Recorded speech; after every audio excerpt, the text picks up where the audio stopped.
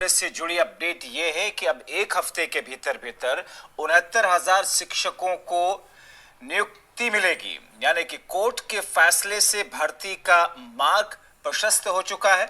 मुख्यमंत्री योगी आदित्यनाथ ने जैसा कि जानकारी दी है, प्रदेश के विद्यालयों को योग्य शिक्षक मिलेंगे और इस पूरी प्रक्रिया के बीच में जिस तरीके से भर्ती निकली थी और उसके बाद परीक्षा हुई, फिर विवाद हुआ, कोर्ट तक मामला पहुंचा और फिर कोर्ट ने, इलाहाबाद हाई कोर्ट की डबल बेंच ने जो फैसला दिया वो बताता है कि सरकार का पक्ष और रणनीति ठीक थी।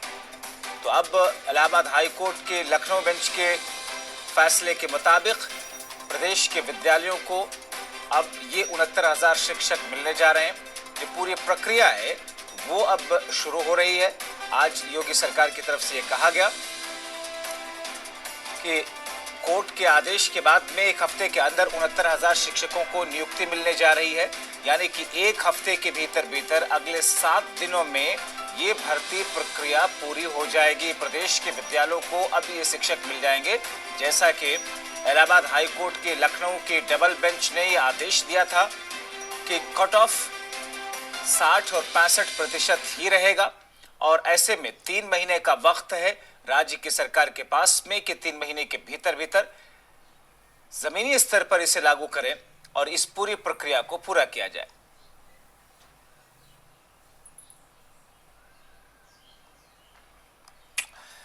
तो दरअसल साल 2018 में, दिसंबर महीने में साल 2018 में यह भर्ती निकली थी और उसके बाद में 2019 में परीक्षा हुई और फिर उसके बाद में इस पर कट ऑफ को लेकर के विवाद रहा और अब एक हफ्ते के भीतर भीतर कोर्ट के फैसले के बाद नियुक्ति होने जा रही है। चंद्रमणि शुक्ला हमारे साथ में इस वक्त जुड़ रहे सीधे। चंद्रमणि, 3 महीने का वक्त दिया था कोर्ट ने, सरकार ने वो जल्दबाजी दिखाई एक हफ्ते में।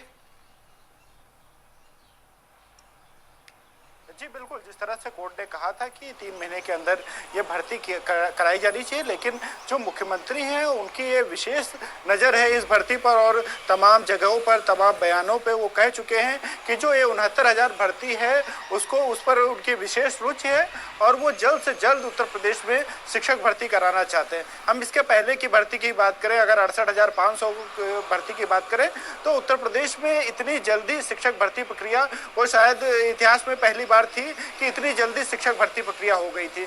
तो ये उम्मीद की जा रही है और जिस तरह से मुख्यमंत्री कह रहे हैं और कल बेसिक शिक्षा मंत्री से भी बात हुई थी तो उन्होंने साफ तौर से यही कहा था कि उनका रिजल्ट तैयार है, बस रिजल्ट जारी करने की देरी है।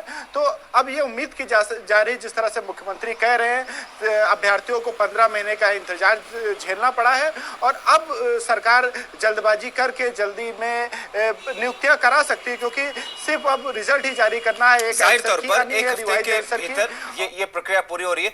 मगर चंद्रमणि, ये भी जानना चाहेंगे कि कल इलाहाबाद हाई कोर्ट के लखनऊ बेंच का, डबल बेंच का फैसला आया, शिक्षक जिनके खिलाफ में ये फैसला आया संतुष्ट हैं या फिर इस फैसले के खिलाफ में वो सुप्रीम कोर्ट का रास्ता अख्तियार करेंगे? जी जाहिर सी बात है, जो शिक्षा मित्र हैं उनके, जिनके खिलाफ ये फैसला आया है, वो जाहिर सी बात है वो संतुष्ट नहीं होंगे और वो सुप्रीम कोर्ट का रास्ता देखेंगे। लेकिन जो उत्तर प्रदेश में तमाम शिक्षक भर्तियां हुई वो डबल बेंच के ऑर्डर पर होती आई हैं और सुप्रीम कोर्ट से इन्हें स्टे मिल सकता है या इस तरह की जो गतिविधियां हैं उसके सहारा लेते हुए, क्योंकि जो कानूनी दावपेच है उनमें अगर विपक्ष के लोग, विरोधी लोग उलझा सकते हैं भर्ती को, तो सरकार के पास भी ये अधिकार है कि वो भर्ती को, कानूनी दावपेच को वकीलों के माध्यम से सुलझाकर उसे आसानी से भर्ती कराई जा सके। तो ये रास्ता है सरकार के पास में कि वो सुप्रीम कोर्ट में किस तरह से वकील उनके पेश होते हैं, किस तरह से आगे की कार्रवाई होती है। लेकिन जिस तरह से मुख्यमंत्री, चंद्रमणि, क्योंकि ग्राउंड क्या है, जल्दी से संक्षेप में जानना चाहेंगे। लखनऊ के डबल बेंच ने यह फैसला दिया, किस आधार को मान करके ये फैसला दिया था कि नहीं, सरकार ने जो पक्ष लिया वही सही है, रिजर्व कैटेगरी के लिए या गैर आरक्षित कैटेगरी के लिए 60-65% ही? क्योंकि अगर उस आधार में किसी किस्म का कोई ऐसी कमजोरी लगती है शिक्षकों को, अभ्यर्थियों को, कि सुप्रीम कोर्ट में मामला टिक सकता है, तो जाएंगे। आपकी कोई बातचीत हुई? जी बिल्कुल, देखिए जो न्यायालय का आधार है उसका आधार सिर्फ यही है कि सरकार को पूरा अधिकार है कि शासनादेश जारी करना, और सरकार के पास ये अधिकार है कि वो किस तरह से शिक्षक भर्ती करे। हालांकि शिक्षा मित्रों का चलिए, कहना बहुत है कि शुक्रिया उनको चंद्रमणि शुक्ला इन तमाम जानकारी